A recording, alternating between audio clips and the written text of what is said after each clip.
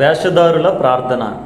వేషధారులు కూడా ప్రార్థన చేస్తారా అంటే అవును, వేషధారులు కూడా ప్రార్థన చేస్తారు అని యేసుక్రీస్తు వారే మత్తయి సువార్త 5వ అధ్యాయం 5వ వచనంలో, ఇదిగో మీరు ప్రార్థన చేయనప్పుడు వేషధారుల వలె ప్రార్థన చేయొద్దు అన్నారు. మనం అనుకుంటాం ప్రార్థన చేసే వాళ్ళందరూ కూడా ప్రార్థనా పరులని అనుకుంటాం. కానీ యేసుక్రీస్తు వారు ఏమని చెప్తున్నారంటే ప్రార్థన చేసేవారిలో వేషధారులు ఉన్నారు. అంటే ప్రార్థన చేసే దాంట్లో కూడా వేషధారులు ఉంటారా అంటే అది చాలా ఆశ్చర్యకరమైనటువంటి సంగతే. ఎవరు వీళ్ళు?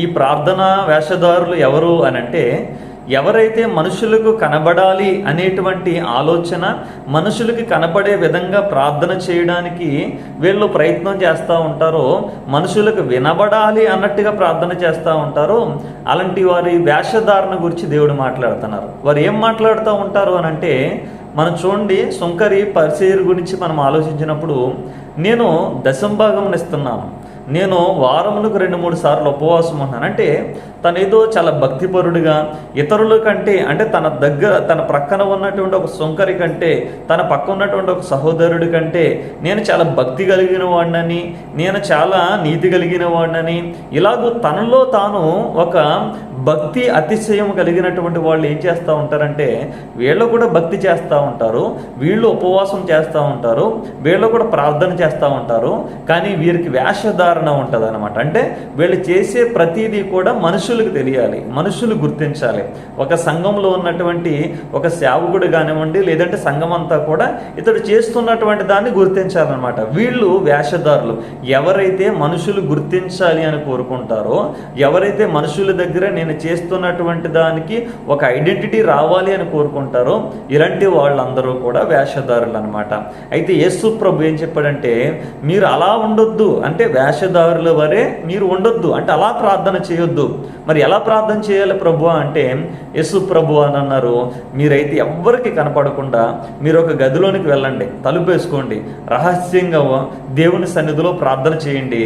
అప్పుడు పరలోకముందనేటువంటి మీ తండ్రి రహస్యముగా చేర్చున్నటువంటి నీ ప్రార్థనని నీ తండ్రి చూస్తాడు. అంటే రహస్యంగా ప్రార్థన చేయడం అంటే దాని అర్థం ఏంటంటే, మనుషులకి ఏదో కనబడాలని, మనుషులు గుర్తించాలి అని, మనుషులకు వినబడాలి అనేటువంటి మనస్సు లేకుండా ఎవరైతే దేవునికి ప్రార్థన చేయడానికి ఇష్టపడతా ఉంటారో, అక్కడ చూస్తే మనం మరి సుంకరి కూడా రొమ్ము కొట్టుకుంటూ అయ్యో దేవా పాపుని అని చెప్పేసి ప్రార్థన చేస్తున్నాడు.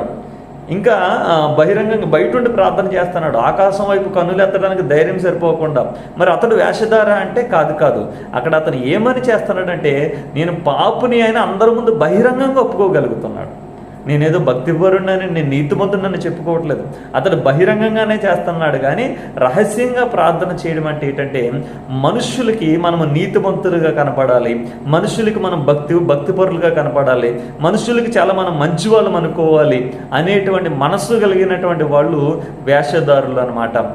ఎవరు మరి నిజముగా దేవుడు ఇష్టపడేటువంటి ప్రార్థన పరులు అని అంటే, నిజముగా మనలో పాపం ఉంటే మనము ఒక సుంకరి వలె ఒప్పుకోవాలి, సుంకరి వలె మనల్ని మనం తగ్గించుకోవాలి.